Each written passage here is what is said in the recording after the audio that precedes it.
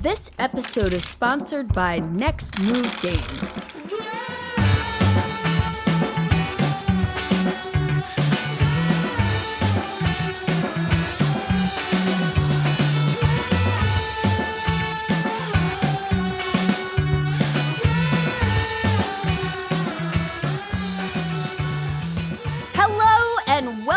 To episode 64 of the Board Game Geek podcast, where we geek out about board games, the mechanisms behind them, and the people who create them. I'm your host, Candace Harris, and I am super pumped to be here today with Jenna from the Board Game Garden YouTube channel. And Jenna and I just met at PAX, PAX Unplugged recently, but I have seen some of your videos. And I love what you're doing, and now we've been like collaborating in 2025. Yeah, we've done a lot. Yeah, and we're planning more. That's right. I love it. I love it. But how is everything going with you today? It's going good. It's funny because before we started recording, you mentioned Montreal, and I just got back from Montreal because I went for the weekend with some friends. One of my friends is moving to British Columbia, so it was kind of like a goodbye trip, and then also one of my friends' birthdays. So we did a little weekend in Montreal, and we had some amazing soup dumplings. So good. And so that was like a personal thing that I just got back from. And then channel stuff. I am trying to finish my favorite games of 2024, which it's always a challenge. I'm getting stressed. I'm stressing myself out because I feel like I have to get it done within a certain time range, but like, you don't. I don't know. I don't. Like, people will enjoy watching 2024 release videos at any time. That is no so pressure. True. Yeah. That is like really, really helpful to remember sometimes. Because I think about that too sometimes, like when I have been wanting to do like a deep dive, like review of arcs for a while. And, I played it like 10 times but I haven't done it yet. But I feel like I'm that person that comes in later, like when a game comes out and there's all this like hotness and hype and everybody's putting their stuff out and then you kind of like forget about it. So I'm going to be that person that like I think a year it's good. Later. It's good to keep coming back to those games and not having all the content come out at like one time. I feel like that's good. For sure. And how far are you from Montreal? Like, is that a drive or a train ride? Yeah. So I think it was like a 6-hour drive. Ooh, we're all in my very small car, 5 of us squished in with all of our luggage. It was fun though. That's cool. That sounds awesome. I've been just busy as like, I feel like there's like a never ending pool of stuff that I'm working on and it always moves slower than I hope. And so I'm just like kind of like doing what I can. And like every once in a while when it feels overwhelming, I do the same thing as you. It's like, hey, like my 2024 best of list doesn't need to come out today. No. It could come out 6 months from now. We're talking about board games. We can just be chill. Exactly. Have fun. Yeah. Exactly. And speaking about chill and fun, today we're going to discuss cozy board games.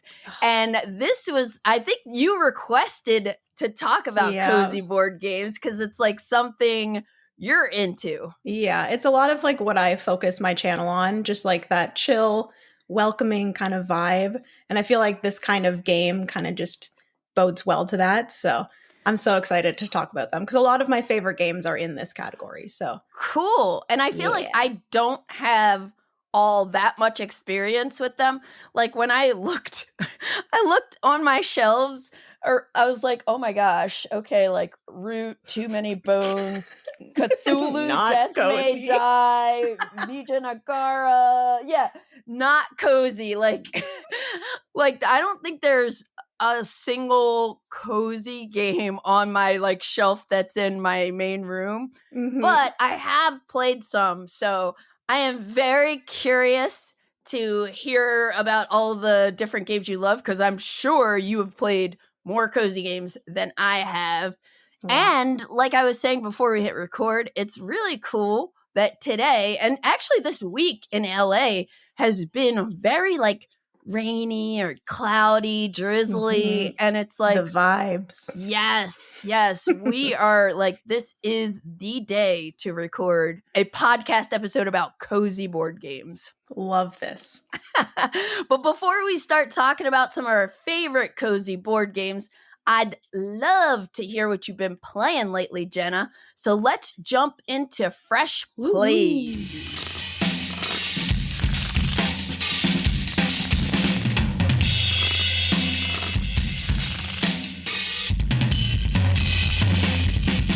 All right, so my first game that I recently played for the first time, and I did play this one solo. Both of the games that I'm going to be talking about today, I played solo, which kind of, goes it's well cozy. With the cozy. Yeah. It's cozy. But this game is definitely not cozy. It is Raiders of Scythia, which it is designed by Shem Phillips, and it is published by Garfield Games. I'm a huge fan of Garfield Games. And I think it was published in 2020, and it's 1 to 4 players. So, like I said, I did play it solo. And basically in this game, you are playing as the Raiders of Scythia.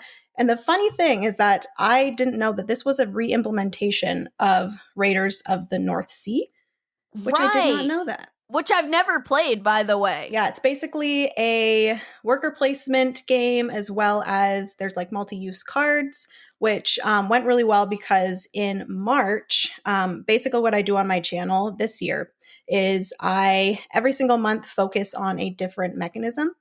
And for March, the mechanism was multi-use cards. And so this was a great game for that. I like that. Yeah.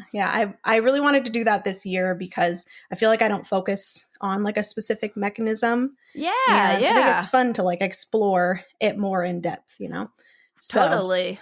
And see how different games treat that mechanism. Yeah, exactly. That's very cool. So like last month we did the trick taking, and then this month is trick takeuary. Yeah. But basically in the game, on your turn, you can either go to the town, which is like the worker placements kind of aspect of the game, or you can decide to raid a settlement. And basically there's like 4 different sections of the board. There is Samara, Assyria, Persia, and Greece. And each of them kind of progressively gets a little bit more difficult to raid. So you kind of start with the top and make your way down. And there are different settlements that you can raid, and you're going to have a specific amount of provisions, which is a resource in the game, as well as a specific amount of crew members. And those are the cards in the game. So they're going to be multi-use cards that you add to your kind of crew on your board. Cool. And they're going to give you like strength and different kind of abilities and stuff. And then once you have enough crew members and enough strength, you're going to go down and you're going to do a raid, and then you get some specific resources that then you can use to do like quests, which I love that in the game. I love a good quest in a game. Yeah. So we have that. And then I think my favorite part of the game is the worker placement, because you're going up to the town and you're going to be placing one of your workers doing whatever is at that worker placement spot. But then you also pick up a worker from a worker placement spot and do what is on that spot. Oh, that's cool. So it's very interesting. There's also different colored workers. So there's this really cool like timing of like, what worker am I going to place down? And then what worker am I going to pick up so that I have that worker for my next time that I'm placing a worker? And then what worker placement spot am I freeing up for myself? It's very, very cool.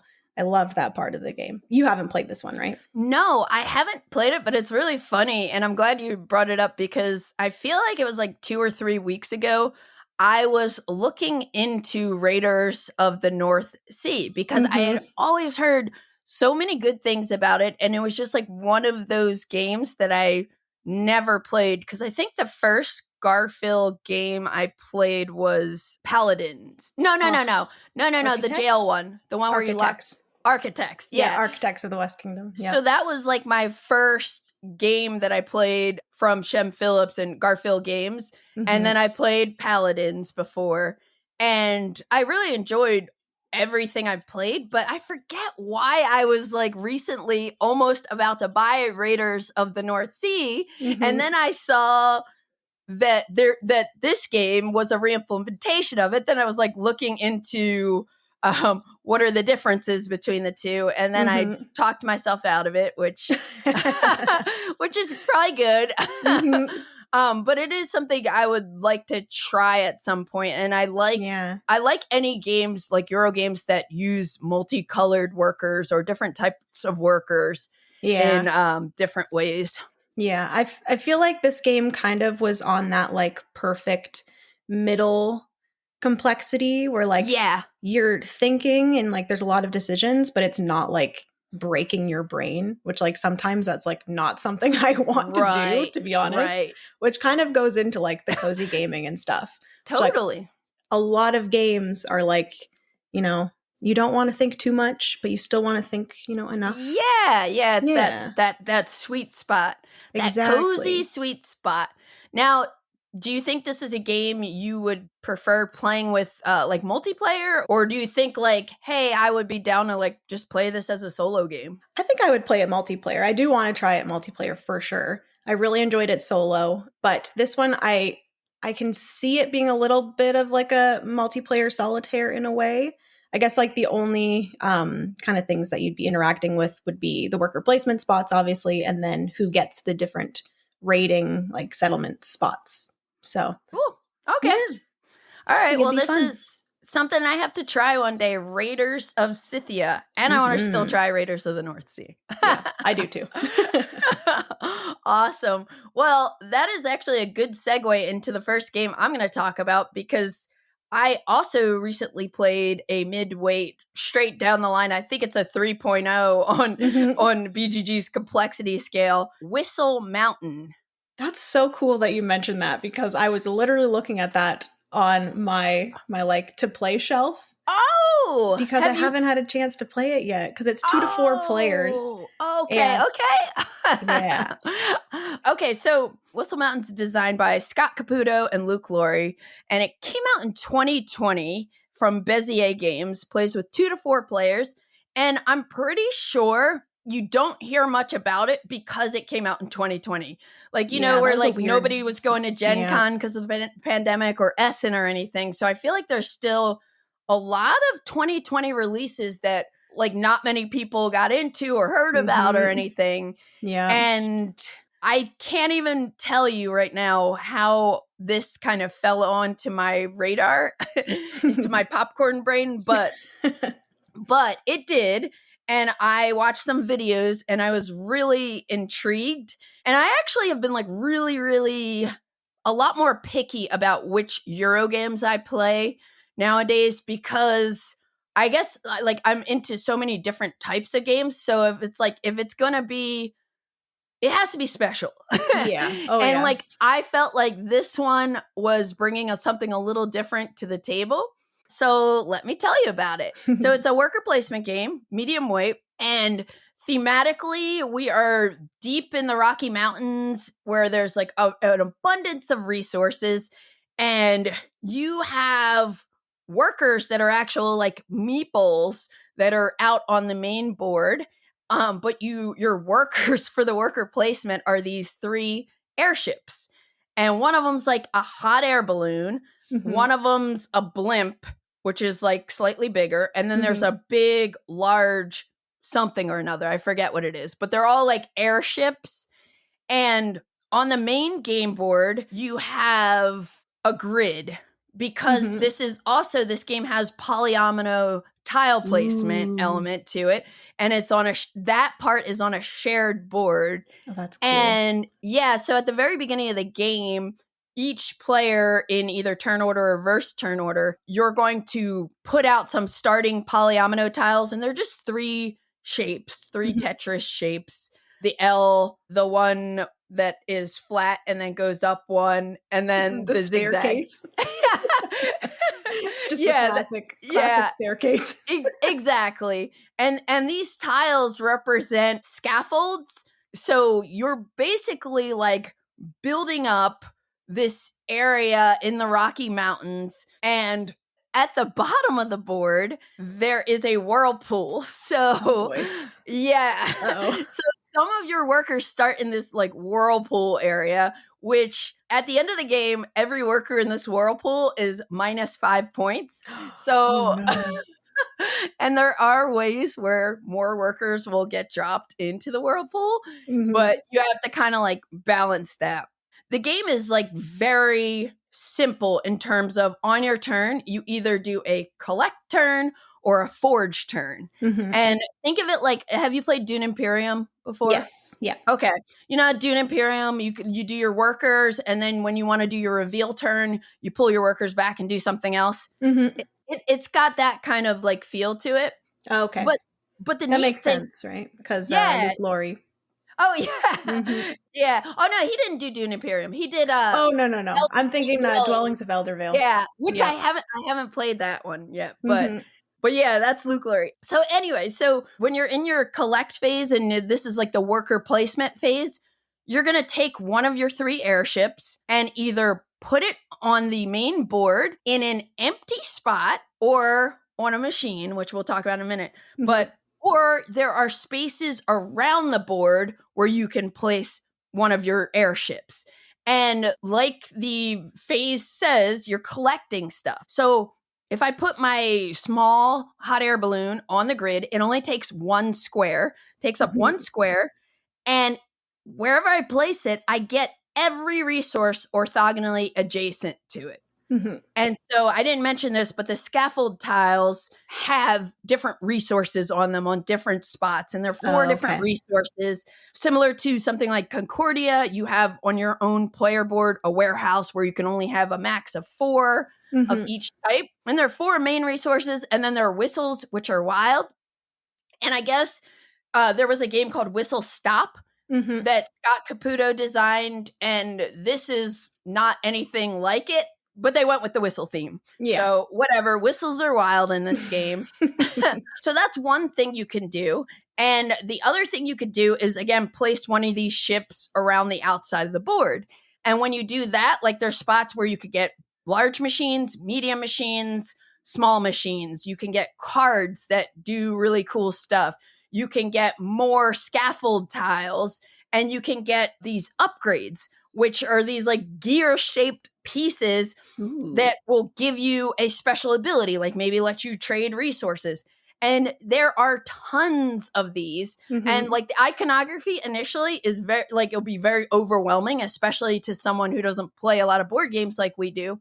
But it's so well done. Like it's like one of those games where it's like, okay, this is this icon. Okay. And then you're like, cool. You know, even though it has so much variety with the different machines and tiles, it's very intuitive once you get going. Yeah. So similar to Dune Imperium, you can choose to do your forge turn whenever you want. Like you don't have to wait till all your airships are out. But I love the fact that you have these 2 different spots where you can potentially place your workers, and you're trying to like position them such that you can get a bunch of resources, as many as you can, and what you need. So then when you do your forge turn, you pull back all your airships back to your player board, and then you can build. So remember, you were collecting machines, you're collecting scaffolds. Now you can do up to 3 builds on the board. Your first one's free. Second 2 cost 1 water resource each, but you can build more scaffolds. And when you put scaffolds out, the game incentivizes you to touch as many other scaffold pieces as you can. You have to touch at least 1 edge orthogonally, but the more edges that you touch, you get a point for each edge that you touch when you place it. But you can kind of like get nuts with it. And then the other thing you could do is build these machines. And the machines are like, the small ones are just like, get some resources. The bigger ones like have victory points. They have different conversions you can do. They're super cool. So you can build those, and those go like on top of scaffolds, and you have to be fully placing it on scaffolds. It can't be on the board, like the grid board, half and half. No, it has to cover scaffolds, and you can build it out. You get victory points for building it, but guess what? Everybody could use it because it's on this shared space. Yeah. So like the player who's going after you, if they, still have workers, they could put one of their workers on that machine, or they could put their workers such that it's adjacent to the machine so that you can use it. So it's really cool. And then the other thing you can do, during the forge turn, is you can move one of your workers. So picture this. You have this grid in the middle of the game board, and going up the grid, you have different rows that have one of each player's color worker meeples. Mm-hmm. Not airships, they're actual meeples. So you can move one of them. I think you have to spend a gold or something. Mm-hmm. And the reason you want to move one is because eventually the snow is going to melt from the mountain. And there, at the bottom of the grid, there are these water tiles, like a long tile that covers the whole bottom row.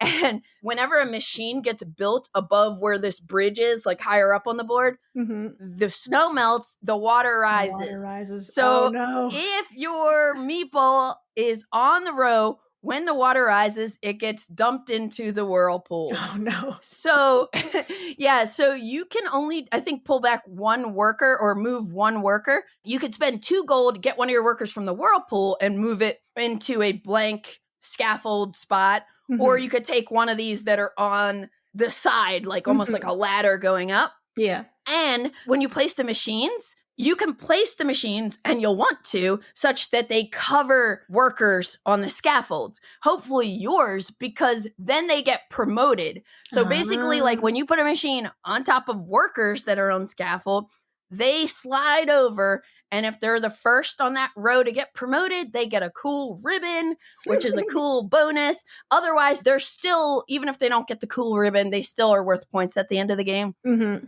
It's really, really cool. That does sound really cool. There's so many different effects and powers and stuff. You start slightly asymmetric because they have these like starting abilities. So it gives you some direction to lean into. I just loved it. And then there are bonus actions you can do on every turn. You can activate one of your cards and a max of one of your ribbons to like cash in on something.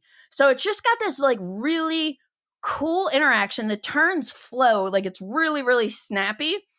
But the interaction of being able to use other, like the machines that other people are building, and like it's so satisfying to then like watch somebody go before you and pull back their workers and open up a spot where you can drop yours and like tap into all these machines.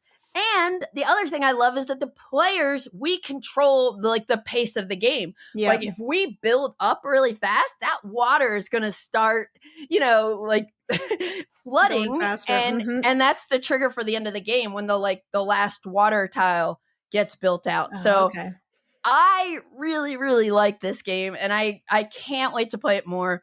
I already bought there was a UV printed insert for it. Ooh. So now I'm like, it's going to be easier because it doesn't come with an insert or anything. It comes with bags, but I really I like this a lot. Like nice. It's just it was satisfying. The board art is really cool because it looks like the mountains and I don't know, just everything about it speaks to me, especially all the variety and how many different upgrades, how many different machines of each type. And a lot of variety. Yes. And I know every time you play this game, it's going to come out different. Yeah, it's going to come out different. So I love when games do that. Yeah. So now you have to play it and tell me what you think. Well, I recently found out that there is a fan-made solo mode online. Or actually, I don't even think it's fan-made. I saw that. Bezier posted a really? Okay. solo mode. I'm going to want to try that too. Yeah, it's always been one that I've wanted to try because I'm a fan of Luke Laurie. I love Dwellings of Elder Vale. I loved Andromeda's Edge as well. That one's great. So yeah. It's been on my shelf of opportunity for far too long. Awesome. Well, that is Whistle Mountain, a 2020 sleeper hit, at least to me. I think I remember seeing the box, but I was just whatever, but yeah, it's fun. It is fun. So what else have you been playing? So another game that I recently played solo, I think I actually played it on the same day that I played Raiders of Scythia. Very different ends of the spectrum, but it is a game called Reforest. Specifically, it is Reforest Plants of the Pacific Northwest. It's a very long name. But it is designed by Sebastian Bernier Wong, I believe is how you pronounce it. And it is published by Firestarter Games. And it's just this like little tiny box. I was going to say, like, I don't even know what this game is. Yeah. I love games that have like plants and stuff. Obviously, the board game garden, it makes sense. Cozy. But also, I do think with this game, I think with like every purchase of the game, they donated to something to have to do with like conservation and stuff, which I really loved that as well. Yeah. But this is like it's like a card game. It's just all cards. And it is a little bit of like an engine building, tableau building game where you're going to basically be creating the like healthiest forest ecosystem. It is 1 to 4 players, and I think it was published in 2023. Basically, on your turn, you're going to have a hand of cards, and you're building up your forest, like I said. And it's basically shaped, the tableau that you're building is like a little mountain. So there's going to be 3 cards on the bottom, then 2, then 1 on the top. So there is only 6 spots in your tableau, but you're going to be able to layer cards one on top of another because you're kind of like, a plant is growing on top of another plant, and like that becomes the nutrients of the plant on top of it and that sort of thing. So basically on your turn, you're either going to draw more cards from the draw deck, or you're going to have like 3 face-up cards in a draw area that is the nursery, so you can pick from there as well. And then, or on your turn, you can place down cards into your tableau. You have to discard cards, a certain amount of cards, to play one of the plant cards into the tableau. So each card is going to have a different amount of cards that you have to discard from your hand in order to play it down. Each plant is going to have, again, some like different abilities and stuff. Again, this is another multi-use card type game, which we love. It's one of my favorite mechanisms. I just love having a hand of cards and like trying to figure out what to do with them. So good. So there's going to be 3 rounds, and each of those 3 rounds is going to have scoring at the end of that round. And the scoring is going to be based off of these animals that are going to be placed out. There is a bunch of different animals that have different scoring objectives. So you're going to be putting 3 of them out. And in the multiplayer game, it's basically going to be at the end of the round, whoever has the most of that specific objective will get a certain amount of victory points. But the way that I played it with the solo mode, basically it'll be like if this animal is in the first round, or if it's getting scored in the first round, you're going to have this many of this specific objective. If it's in the second round, it's this. Third round, this. So you're going to score at the end of each of those rounds for the animal based off of what you have in your tableau.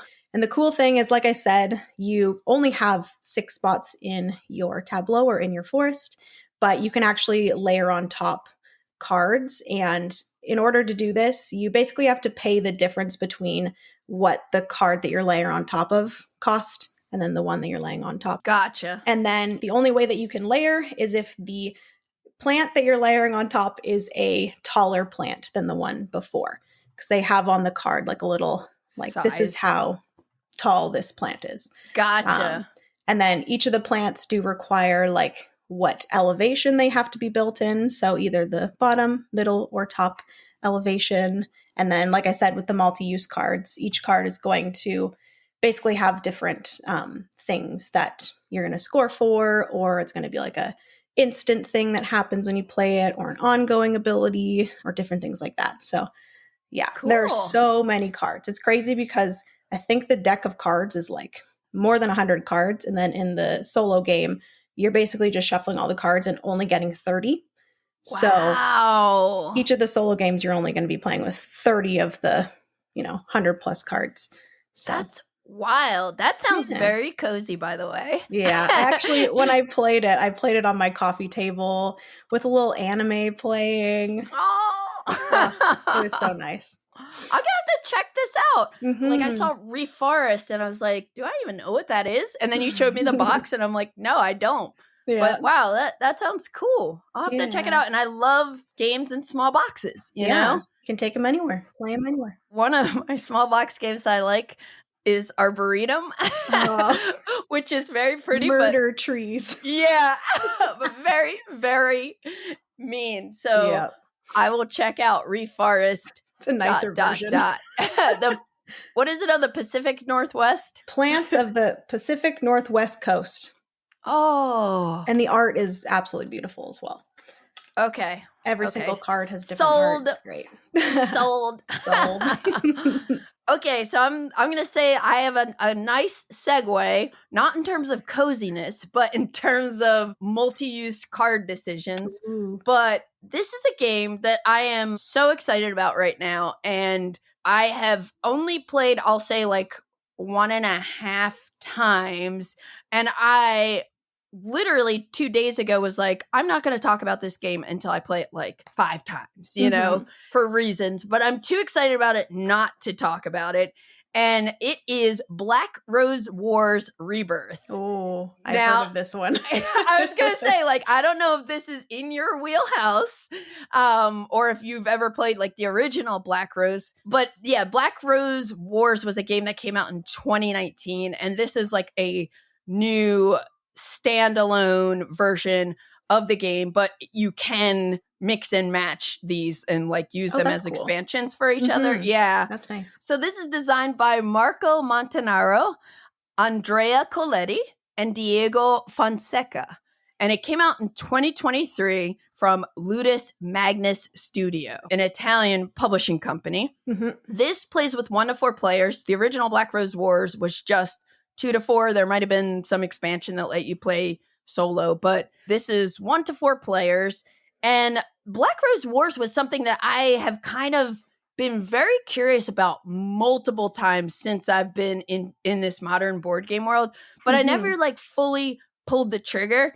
And I saw a copy of it on my local convention's virtual flea market, and it made me like look into it again. And that's when I saw this Rebirth version existed. And I read about it, and then I watched a couple videos, and I got excited. And so I reached out to Ludus Magnus Studio, and they were able to send me a review copy of it. And let me tell you, this is a competitive, highly interactive, fantasy-themed game where each player is a mage. And each mage is different, has like some different stats. But it has deck building, and it also has like action programming. Cool. So thematically, there's this Black Rose, this like force that's out there, and we're trying to basically prove that we're worthy of being like the best mage or something like that. But meanwhile, in this game, like the Black Rose also does stuff, like there's some events and the Black Rose scores points. So there is a scenario where the Black Rose might win the game, and that's actually what happened in our first like real game. So you're playing as a mage. It's competitive. You're collecting power points by damaging other mages, fixing rooms. So the board is a modular map of these hexagonal tiles, and each one represents a room. And so in the center of the board, you're going to have the Black Rose room all the time. And then there's another like throne room that goes adjacent, any space adjacent to the Black Rose room. But then all of the other rooms get put out randomly. Cool. And they all start on their destroyed side. And they're dual layered. So they have, on the destroyed side, they have spaces for you to drop cubes. And cubes are called, when you put them on rooms, it's called instability, which I think is more of a callback to the old version of this game, because you were like actually damaging the rooms with your like magic and your spells and whatnot. But they kept the same name, probably because it might be more intuitive. But instead, in this game, we are trying to repair these rooms. So when one of the rooms fills up with cubes, at the end of that round, it's going to flip over and it becomes repaired. Each room has an ability that you can move to it and activate. And so when it gets repaired, it gets a new ability. But then that ability is only a once per round. Whereas like when it's damaged, anybody can go in and kind of like use it. That's interesting. Yeah, and Jenna, you're gonna like this because there are quests. Ooh, quests. Yeah, there are quests. Like, so some of the rooms let you draw another quest. Some of the rooms let you drop an instability cube. Some of the rooms let you inflict damage on someone. And it is definitely a game where you are like attacking each other. Mm-hmm. But the cool thing is with the damage system, it scores like an area majority. So if I do something to damage your mage, I'm going to put my cubes, my color cubes on your damage track. Mm-hmm. And then like say like some other player then damages you. They're going to put a number of cubes equal to like however much they damage. When you get to a point when you're defeated because you've hit your health, whoever contributed the most gets 4 points, second most gets 2 points, and then anybody else who contributed at least 1 damage will get 1 point. Also, the person who dealt the killing blow gets a trophy of yours. And at the end of the game, whoever has the most trophies, regardless of who they came from, that's worth victory points as well. Mm-hmm. Quests are worth victory points. Also, each of the room tiles have an area majority scoring for first, second, and third. Like some might be worth 6 points. Some might be, 6, 3, 1 or whatever. Some might be 2, 1, 0. So that's the other like main way to get points.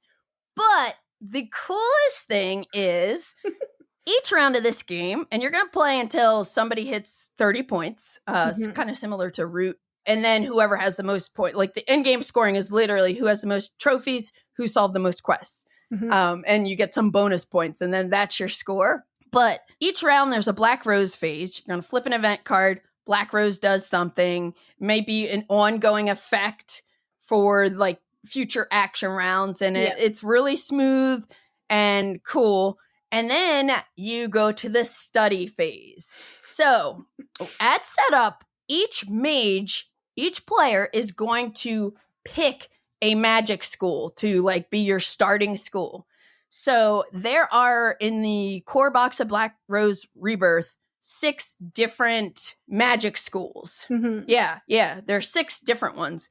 And they're all like very different. So like you have a hex school of magic, and a lot of the spell cards in that deck are gonna like put jinxes on people and stuff like that. Then like there's a shamanic one, which is not about dealing damage, but more about like recovering and healing and stuff like that. And then there's this the agony, the red spells where it's like you are summoning succubuses or succubi, I don't know.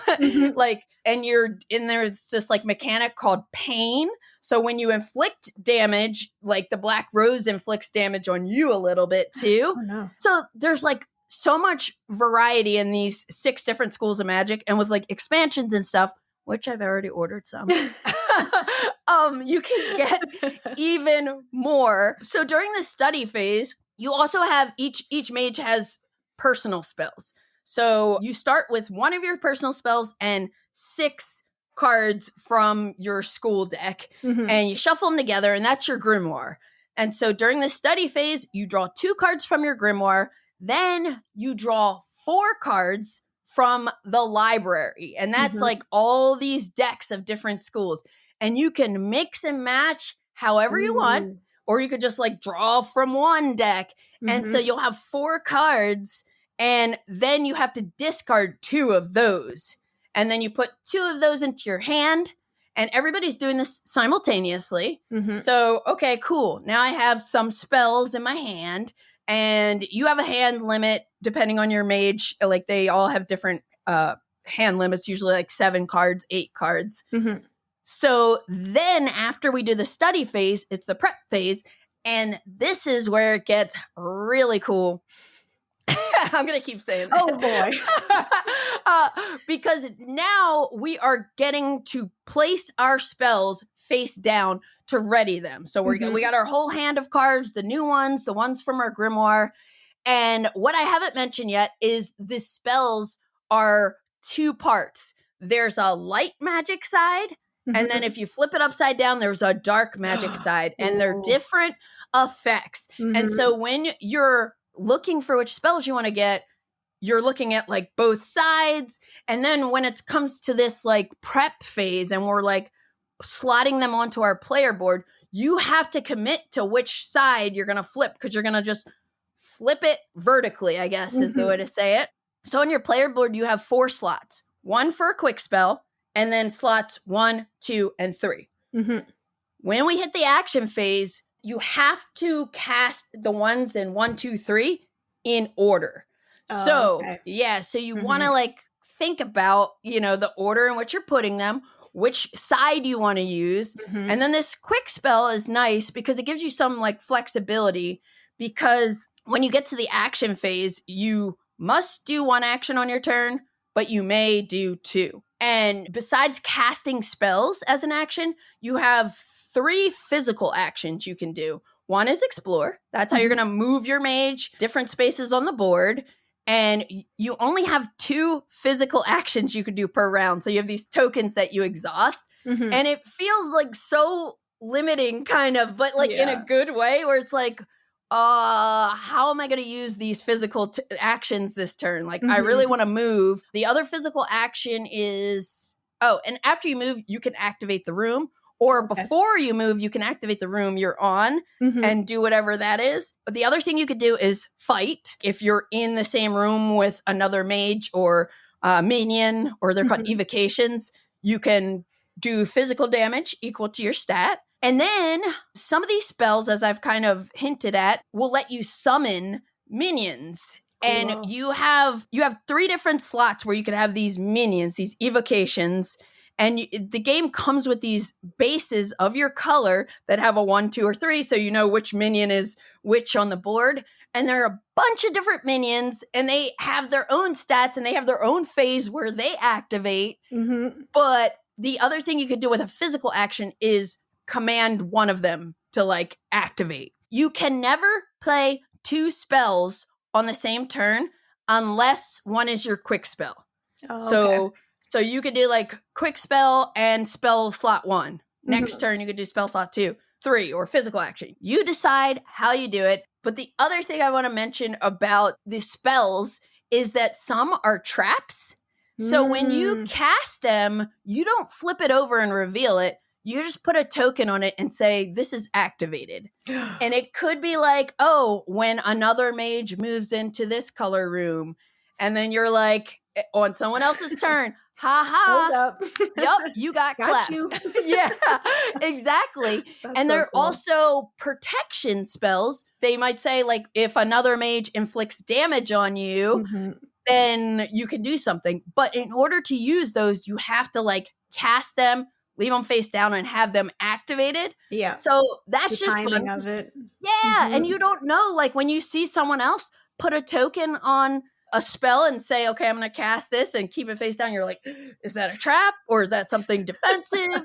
Don't know. But do I want to mess with them? Yeah, but it is so cool. So we played a 2-player game with an avatar. So one of the new things in Rebirth is they added avatars that you can mix in at lower player counts. And they have a bunch of different avatars. I don't know why I didn't start us with the one that's in the base game box, but we played Jukas is one of the expansions. So not only are like learning the game and the spells, but also like trying to run this AI, which once I like played a couple rounds, like was very intuitive. And awesome. I think it's really cool, especially if you are going to play a 2-player game, to throw in that third player, because it's like, it just adds a different element. Like there's another human player. Like, do I attack the avatar, or do I attack my human opponent, you know? Yeah. And then sorry. It's so I'm so excited to play this game with 4 players or 3 humans. Oh yeah. Either way, this is the kind of game that, yes, it's complex, especially because of the spell cards. Like once you wrap your head around the spell cards, then it's like, how do you want to plan your strategy? Like, what do you want to lean into? And you have so much creative freedom, and it just feels fun. Like you're like this wizard, and like you're casting spells, and everybody's damaging everybody. So it's not like a feel bad, like take that, because even if I get 1 point of damage on you, I'll get something from it, you know? Yeah, so it's like, and it's a very common thing to just like well, I don't know. This is somebody who's played it once, but it's like you're going to get defeated multiple times and get sent back to your cell. And it's just expected. And it's not going to like ruin your game or anything. Exactly. Yeah. But I was like thinking about this game because like I don't know if you've heard of Guards of Atlantis 2, but that is a game that I've been like just loving. And I love how I already know there's a skill you got to kind of build up and play these characters and then like get used to who you're playing with. And I feel like this is very similar. Like there's so much to learn, but it's so fun with these cards. So the more you talk about it, the more I want to try it. Okay, like if we're ever if we're ever at a convention together where there's like a library, I would love to play it with you because you will enjoy building your grimoire with the deck building. So this is it's Black Rose Wars Rebirth, and I am just smitten and cannot wait to play it more. Very not cozy game. But like the schools, the magic schools and stuff, that's pretty cozy. Yeah. Well, not the Nightmares one, because there's also one called like Nightmare, and you can basically, instead of like, usually you're summoning something and it's on your side. When you play a Nightmare and summon somebody, they like attach to one of your opponents and they give you some bad effect. Lovely. And, but most of them are nice, like especially the shamanic one. Anyway, I'm loving it and I look forward to playing it more so I can talk about it more and I want to try it. Like I just want to try all the different schools of magic. And that sounds so good. Yes. So that is Black Rose Wars Rebirth. Very initial impression, but obviously I'm excited. My glasses steamed up a little bit too. so excited. Glasses steamed up and everything.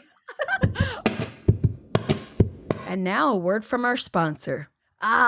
Azul Duel, the game where you and your opponent become Portugal's fiercest tile-laying rivals. You're a master artisan, hand-picked by the king himself to decorate his grand palace, the ceiling no less. But so is your opponent, and only one of you will prove worthy. Your mission? Lay tiles, craft dazzling patterns, and let's be real, outshine your rival with pure artistic brilliance. Each turn, you'll draft tiles, stack them with care, and try not to end up with a pile of broken ones. Because, let's face it, breaking tiles in the royal palace? Not a good look. Strategy is everything. Will you create a perfect pattern or cleverly disrupt your opponent's masterpiece? Decisions.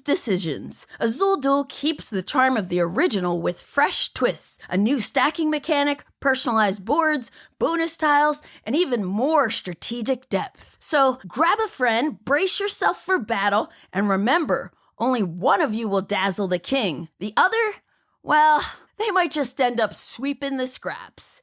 Let the duel begin. All right, let's get into cozy games. So, what do we mean when we say cozy games, Jenna? To me, cozy games are games that at the end of the day, when you're just, tired and you don't have the energy to set up a big game and put a lot of brain power into a game, just a game that you can set up really quick and play, still have, decisions and decision space and puzzliness, and just have a nice, relaxing time. It's interesting because there is cozy games, but then there's also comfort games, which sometimes they're the same and sometimes they're different because, a comfort game to me might be, a small little cozy game, but then a comfort game to someone else might be, Twilight Imperium. Yeah, like Voidfall. Everyone, finds comfort in something different. So, cozy games in particular to me are just easy to get to the table, easy to learn, easy to play, but still offers, decision and game. Yeah, exactly.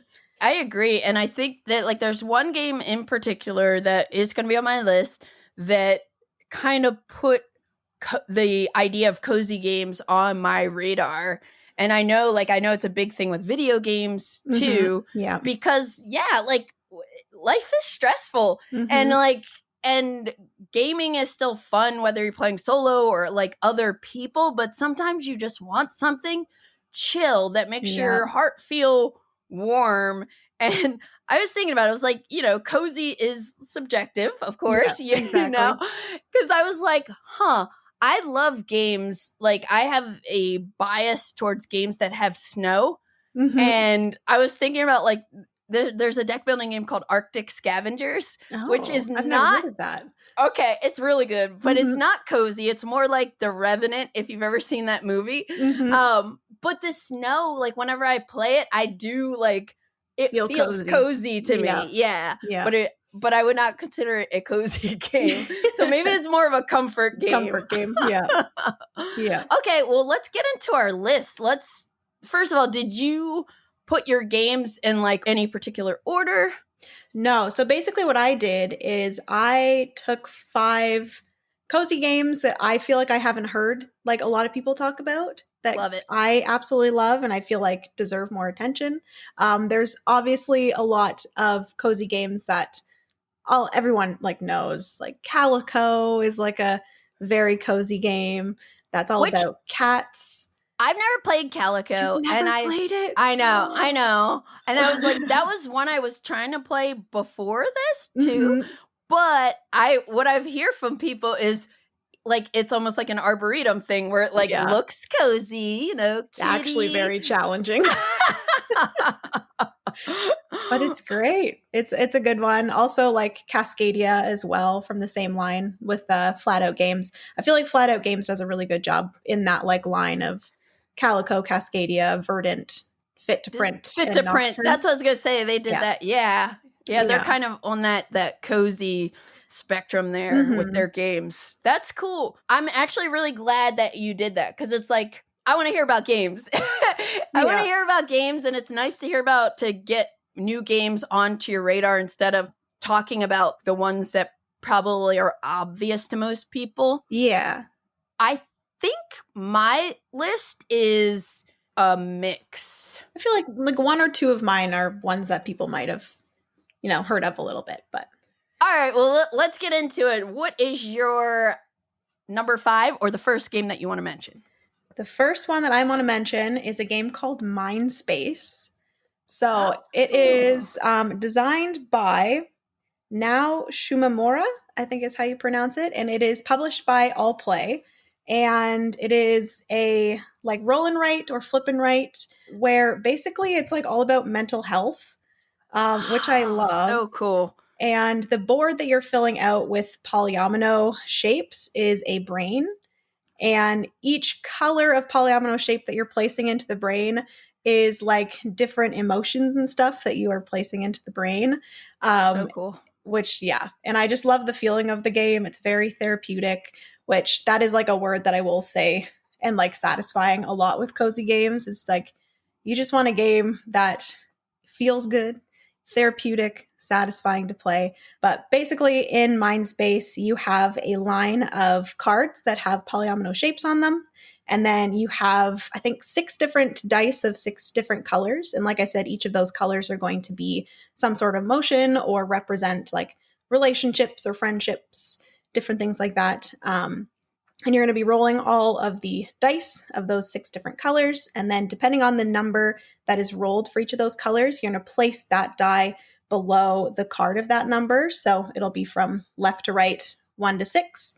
And then you're basically just choosing one of those dice that is connected to one of the polyomino shapes.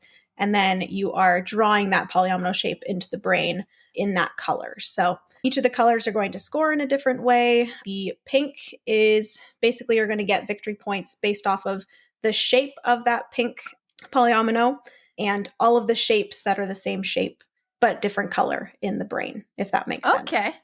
And then, cool.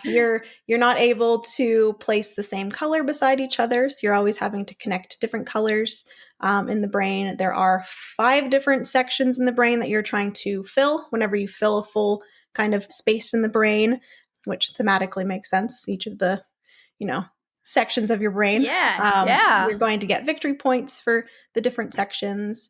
And then also you have 3 different objectives that you're going for, which is similar to like Welcome to, if you've ever played that, where the first person to get it is going to get a certain amount of victory points, and then it gets flipped over and it's a slightly less amount of victory points. And those are just going to be different objectives. I can't think of an objective off the top of my head, but just different objectives that you're trying to accomplish for the brain. And wow. It's one of my cozy comfort games for sure. And it's called Mindspace. Yeah. You know, I have definitely heard of that, and I think I've almost picked it up at some point. But now I definitely want to, because like the other thing, you know, when you're saying it's therapeutic and about emotions and managing emotions and stuff like that, there's a game called Finding Calm. And I don't know if you've heard of this. That's being delivered to my house today. I am so excited for that game.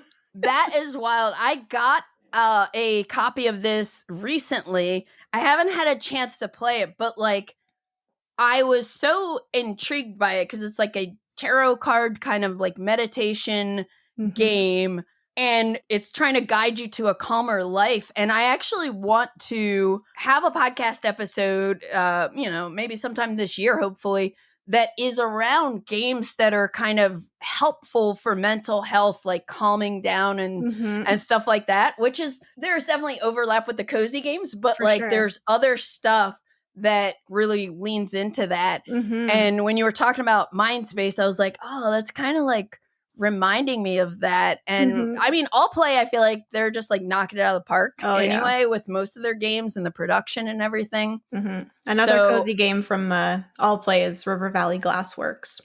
Oh, I've been curious about that. Yeah. That one always like reminds me of this Jim Henson old Christmas movie called Emmett Otter's Jug Band Christmas. Like whenever I see the River Valley, the box cover of that, I'm like, I think about Emmett Otter. Like my family was, it might have been more driven by my dad, but like very much a Jim Henson. Like we watched every Muppet thing and any like even the like off stuff. Like there was the Bunny Picnic. I don't know if you ever seen that. Yeah, I think so. Anyways, but Emmett Otter's Jug Band Christmas is a banger, and it's actually quite hilarious to watch nowadays because like you could like sometimes see the puppet strings. But it's a great story. Yeah. And actually, ironically, I'm wearing my River Bottom Nightmare Band t-shirt. Wow, we have like a lot of weird synergies going on today. Yeah, that you brought that up, which reminded me of Emmett Otter, which reminded me that I'm wearing a t-shirt related to that. Wow. Anyways, that was Mindspace, and that sounds really, really fantastic. I can't wait to try that one. So the first game on my list is kind of related to the mood of today, and it's something that I mentioned on an episode like, I don't know, a couple episodes ago because I played it for the first time, and it's called A Gentle Rain. And is it on your list? It's literally my next game that I was going to talk about. Yeah. Yes. Okay, cool. We can talk about it together. Yes. But yeah, I don't remember exactly how this fell onto my radar, but it's designed by Kevin Wilson. Came out in 2021 from Incredible Dream Studios. You can play it solo or cooperatively. And I just love the fact that when you open this game and you read the rules, like they're like literally like telling you to relax. Yeah. Breathe in, breathe out. Exactly. Like that's such a simple little thing, but it really does help. Yeah.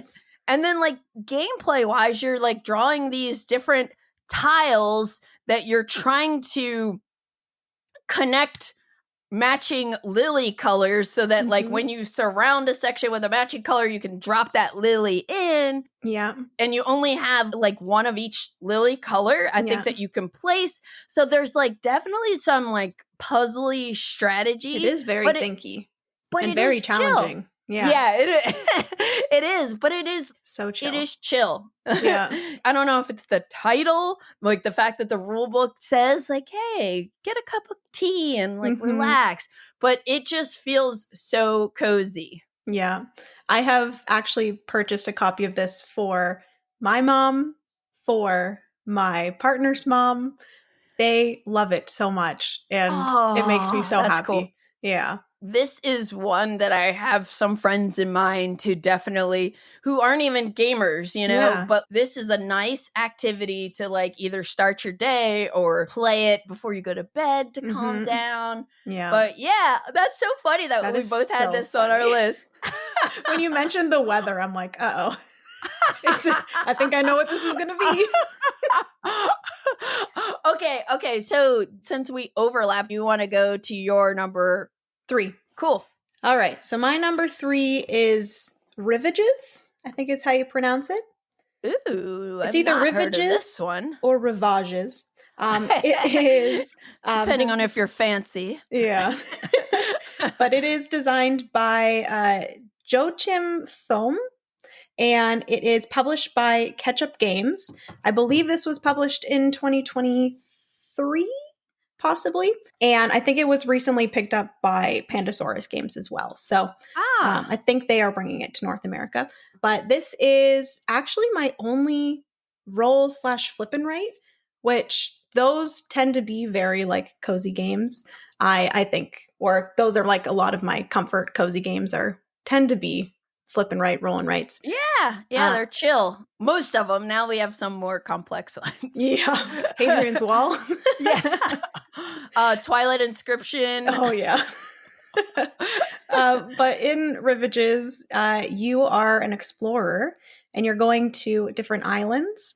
And basically, there's a huge deck of a bunch of different islands that you can explore. You're going to start with one island, and it's like a drafting game. So you're going to have 2 cards in your hand, and those cards are going to have 3 different, choices of terrain that you can go to. And each of the choices is going to have like 3 or 4 different terrain. And you're going to have those 2 cards, and you're going to choose the topmost of one of the 2 cards.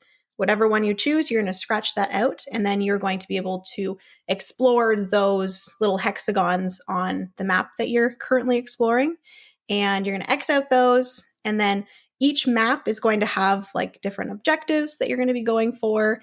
It might be you get a scroll, which scrolls are victory points in the game. You're going to get a scroll for exploring one of the groups of the green terrain, or or 2 of the groups of the green terrain. You're going to get 2 victory points. And at any time, you can decide to stop exploring one of the islands and go to another island. But you do have to go from like one end to the other. There's going to be like a start and stop, or like an entrance and an exit of the island. Gotcha.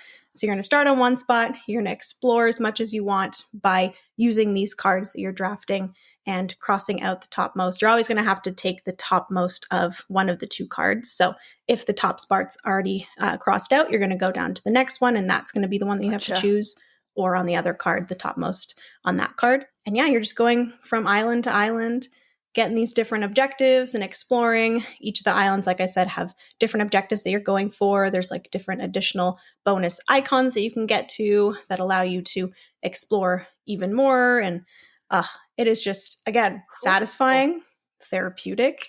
Yeah. And yeah, you're just trying to get as many victory points as possible by the end of the game. And then also in the multiplayer game, whoever explores the most amount of islands gets some additional victory points. And there's additionally like a little tree of wisdom track that you can go up by getting to certain spots on the islands. Cozy. So you're getting more rewards, and yeah. Cool. Yeah. Rivages? Rivages. I think it is Rivages. I looked up a video before this to make sure I was saying it right, and I think it's Rivages. Cool. Well, I've never heard of that one. Yeah. And it sounds nice. And once again, another small box, because Jenna's showing me all the boxes, which is nice. Okay, my next game is probably, when people think of a cozy game, this is probably one that is very common, maybe the most popular on my list, and it is Patchwork. Oh, I love Patchwork. Patchwork is an Uwe Rosenberg game from 2014, published by Lookout Games.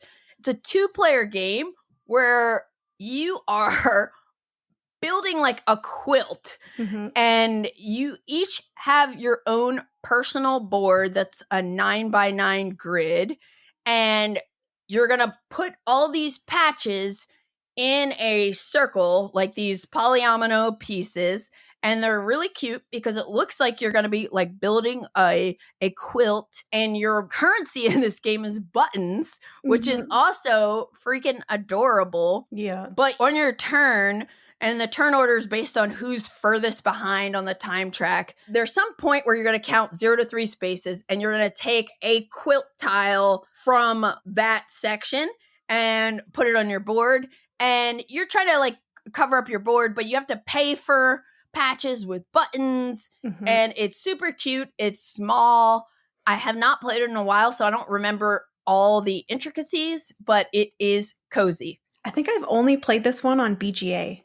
Oh, really? Arena. Yeah. I need to play it in person because I feel like the like tactile aspect of it would be so nice. Holding little buttons and making a quilt. Yeah. Super cute. But yeah, I wanted to put this on because I have other games that I consider cozy games, but I was also trying to think of, well, which games do I actually like enjoy? Like most, not that other ones that I'll mention later I don't enjoy, but so I wanted to include Patchwork because I think it's a great 2-player game and it's cozy. Yeah. And there's so many different versions of it too. Yeah. Like Valentine's Day, Halloween, Christmas. They went nuts. Oh my goodness. Love to see it. Christmas games are cozy to me too. Yeah, so I agree. Just as an aside. Yeah. All right. So I'll mention my number 3 so we can get caught back up. And I kind of wonder if this is going to be on your list. I would say this is the game that when I realized there was a such thing as cozy games, this is the game that put it on the radar, and it is Creature Comforts. I don't have that one on my list. Okay. But I love that game. Okay, cool. Well, that's Amazing. good. Yeah, that's good. So Creature Comforts is a game from Roberta Taylor. Came out in 2022 from Kids Table Board Games, KTBG.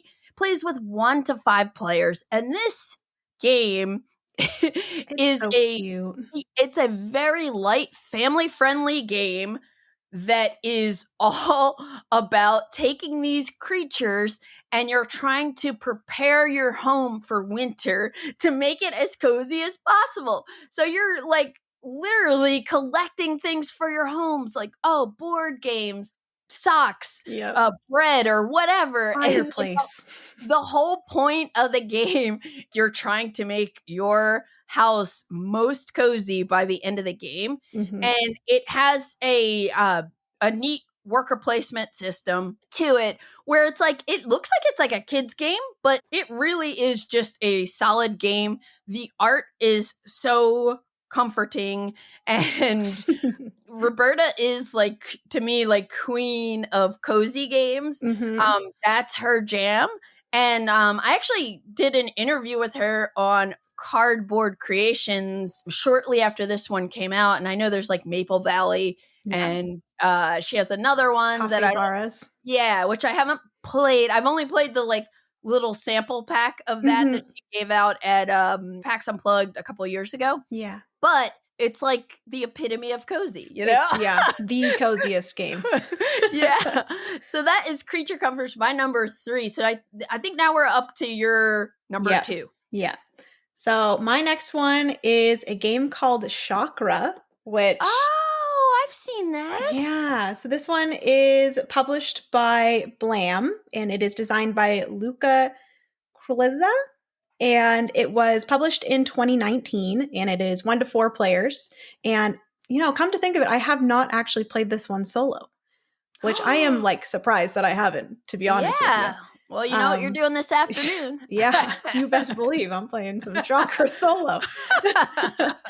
But basically in this game, you are trying to balance your chakras, which, again, very cozy. The chakras are kind of like these groups of different colors of crystals. So you have kind of like a rainbow of different areas that you're placing these crystals from top to bottom. So I think it's like red, orange, yellow, green, blue, purple, pink.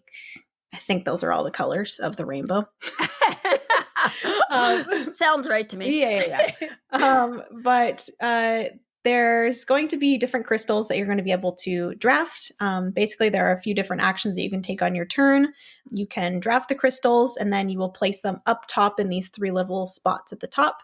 Or you have a bunch of different discs that you're going to be able to place onto different movement actions that you can use to move the crystals and kind of move and arrange your chakras, I guess.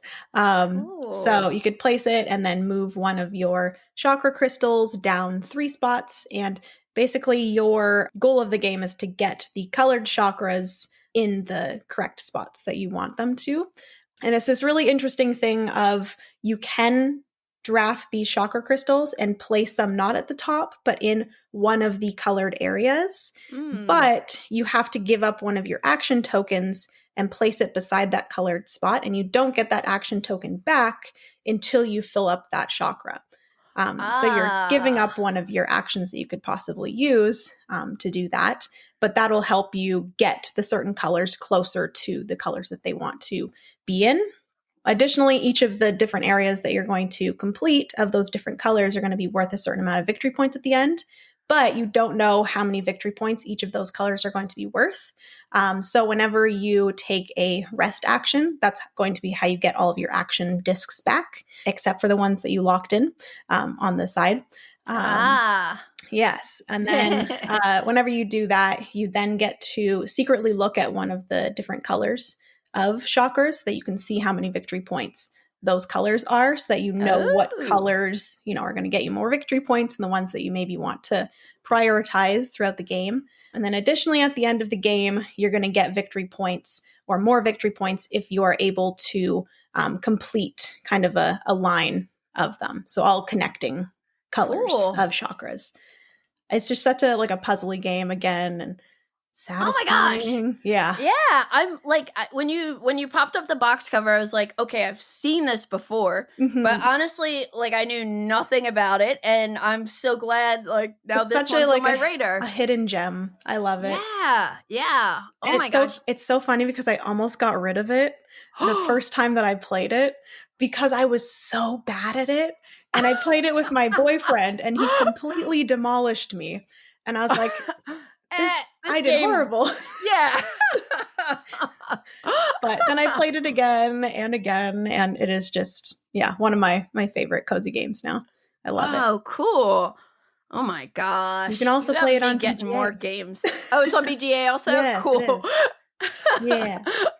That is awesome. So that is Chakra. Yeah. Good pick. Thank you. Okay, so my next game is probably besides Creature Comforts, this is the game that the minute I set it up and I played it, I might have only played it 2-player and solo before, but another Uwe Rosenberg game, and it is Nusfjord.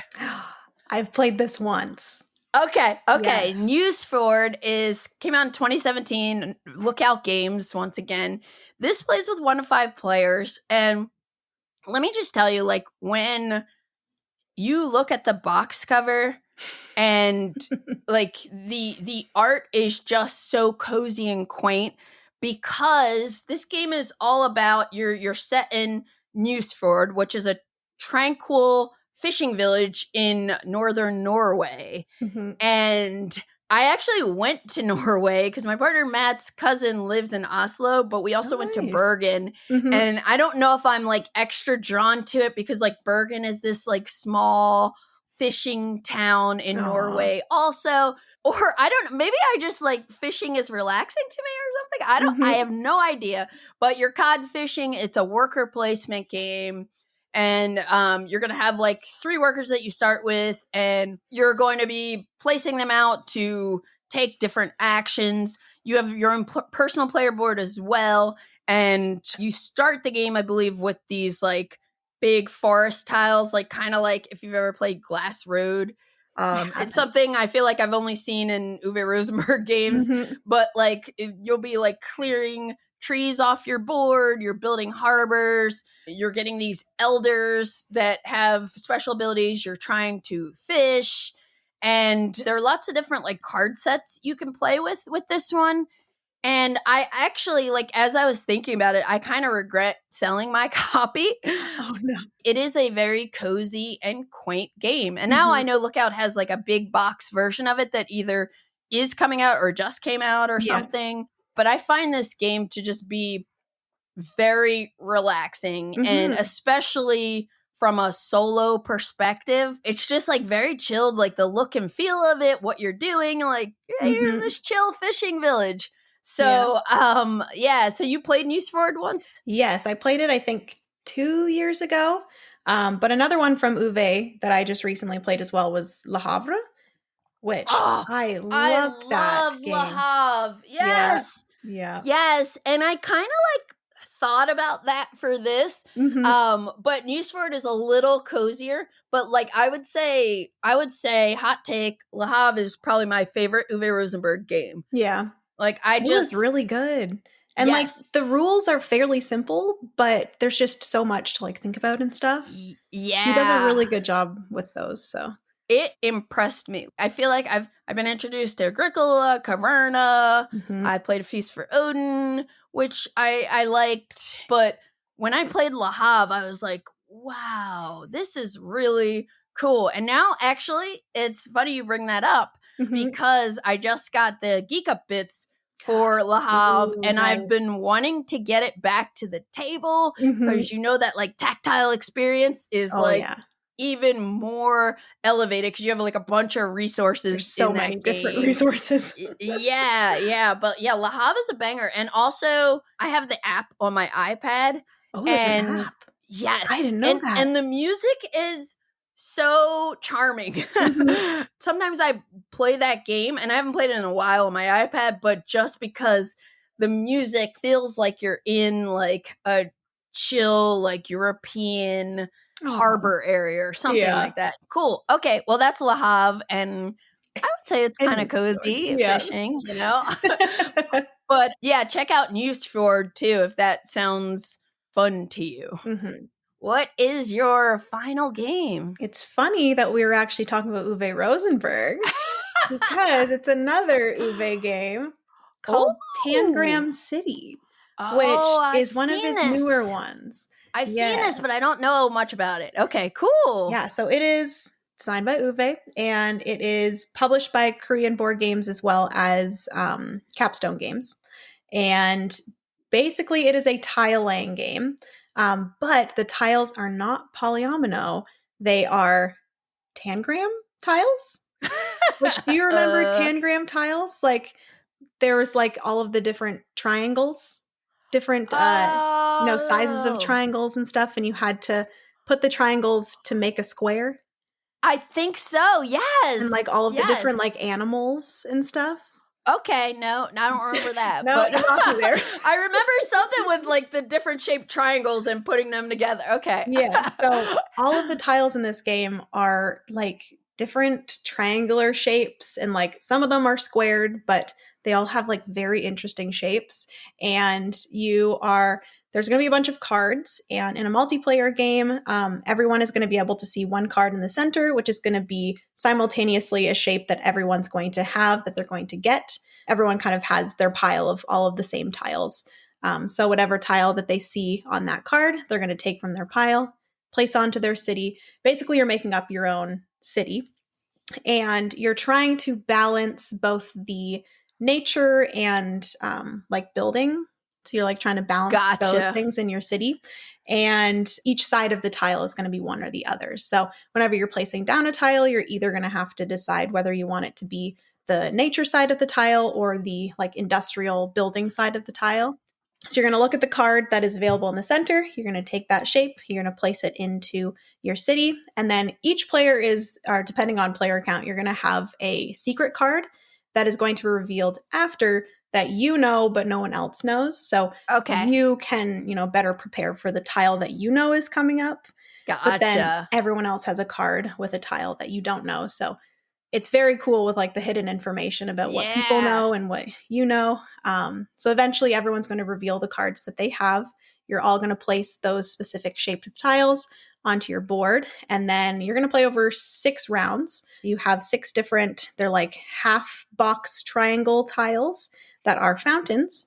That's kind of how you're going to keep track of each of the rounds. So at the end of one round, you're going to place one of your fountains, and the fountain is wild. So it can either be the nature or the industrial. And you're going to score at the end of each round for your biggest kind of square section. So let's say I had a 2x4 kind of section of tiles. I would get 8 victory points for that, 2 times 4.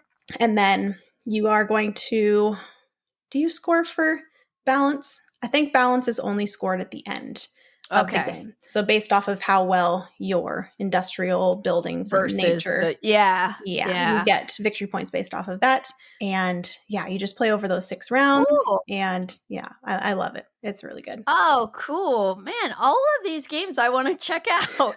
And like, I'm so sorry. So I have 2 side thoughts. One is when you're talking about the balance of the nature versus industrial, reminds me of beer and bread. Oh, that's another one I've wanted to try from Uwe. Yeah, it's really good. But you have to, you're making beer, you're making bread.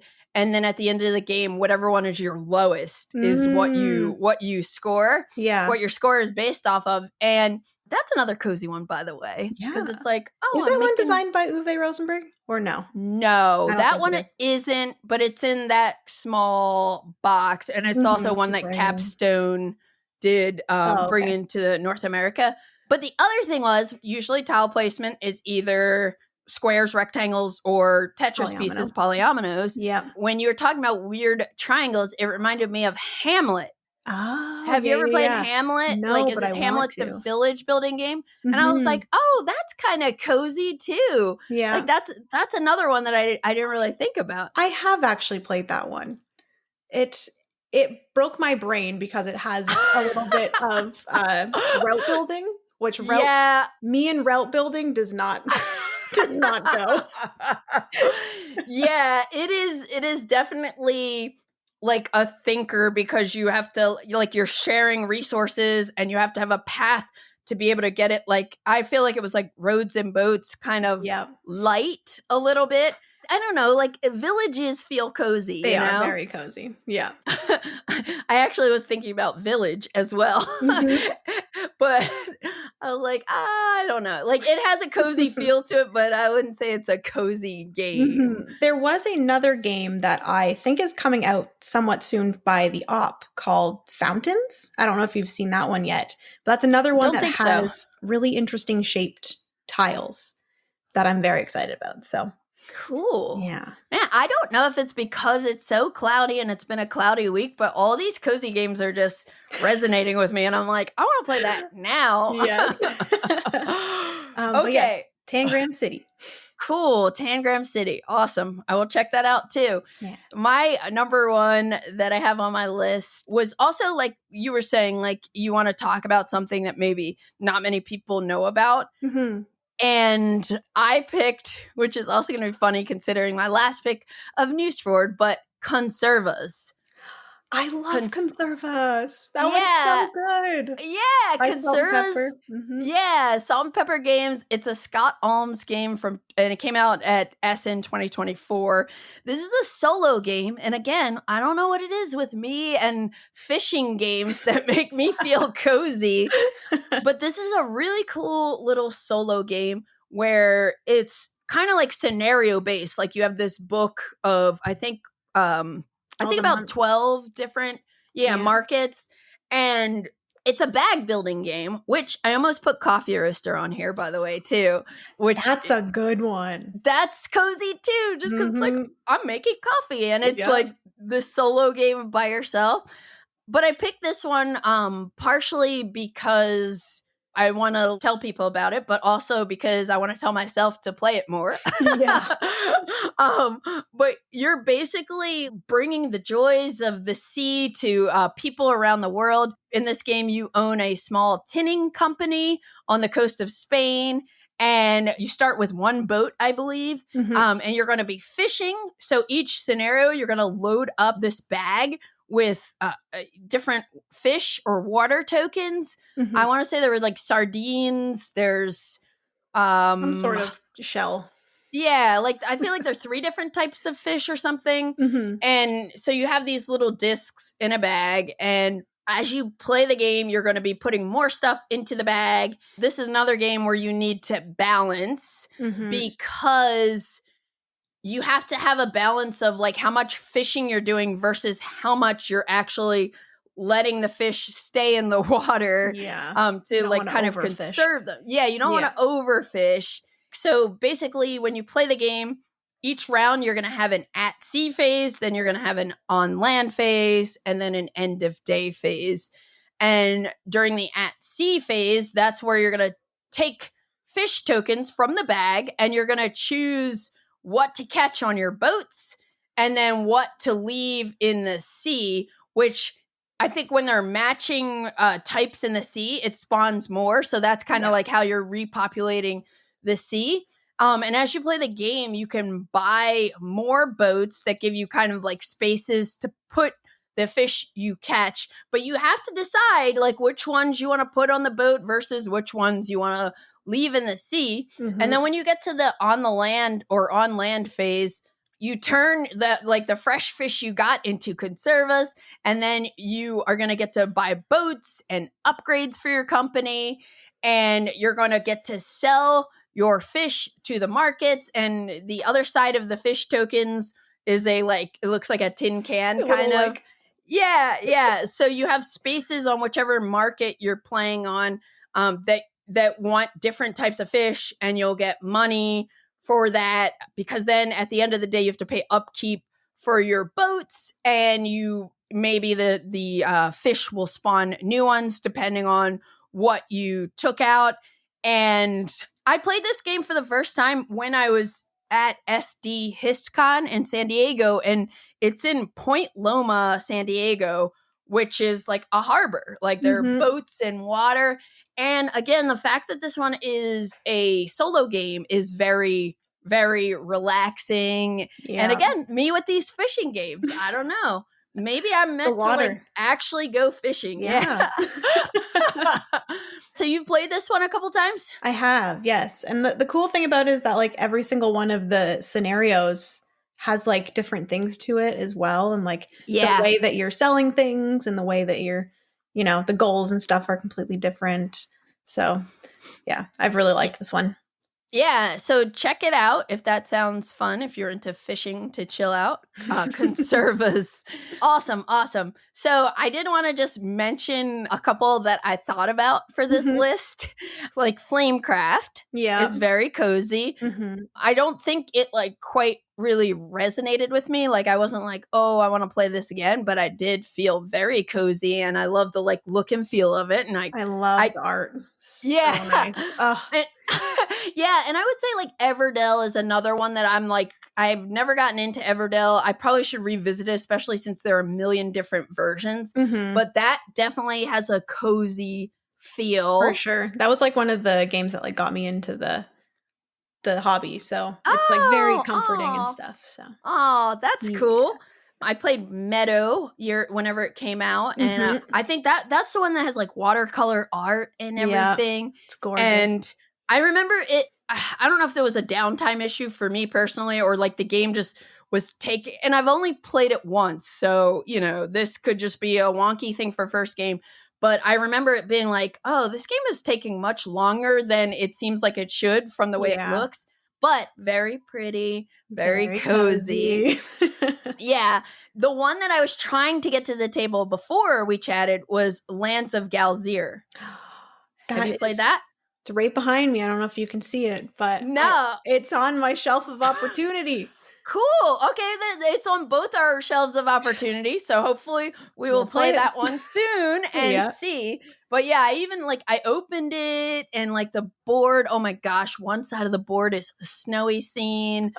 Sammy Loxo does a really cool job with creating these worlds that feel cozy. And, you know, the fact that he's designing the games and also the artist, and the production of his games are so thoughtful. Like every single thing I've played from Snowdale Design and Sammy is just like really, really cool and feels cozy. So, you know, and the fact that I'm into adventuring games, like I am really excited to like break this out for like a chill, you know, open world exploration kind of game. Lots of story. Yeah. Ultimate cozy.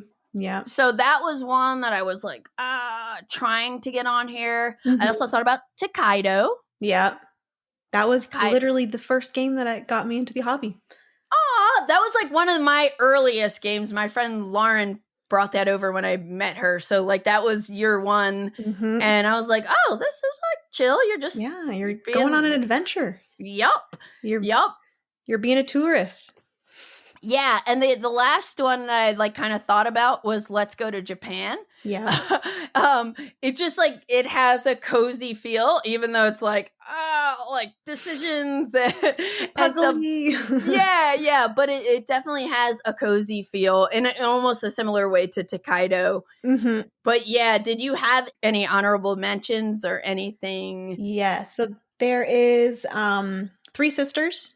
I've heard of that. It's another like a roll and write that is very cozy, all about gardening and stuff. Because it's like a whole line of Motor City Gameworks. They have like the crunchy roll and writes. So there's Fleet the Dice game, which fishing. I assume you like it. I actually do. Like that is a roll and write that I like. Yeah, it doesn't feel as cozy, but I do agree that roll and writes in general feel kind of cozy. But yeah, another fishing game I like. Yeah. And this is a whole future episode here. It's all fishing games. I found out that a lot of trick-taking games are fishing like themed as well. There's fishing. We have fishing. Yeah. Oh my gosh. So I could totally do this. Just have a whole discussion about fishing games. Yeah. Anyways. Another theme that I found was very cozy was coffee, which you mentioned coffee roasters. And then there's also one called Café, which I love that one as well. It's like a little card laying game. I feel like I've seen that, like, because I agree, like any coffee games, they just look very charming and cozy. And there's like Coffee Rush too, but that one is not cozy. That one is stressful. If it has rush in it, it's probably not going to make the cozy list. Yeah, those were some of the ones that I was thinking about.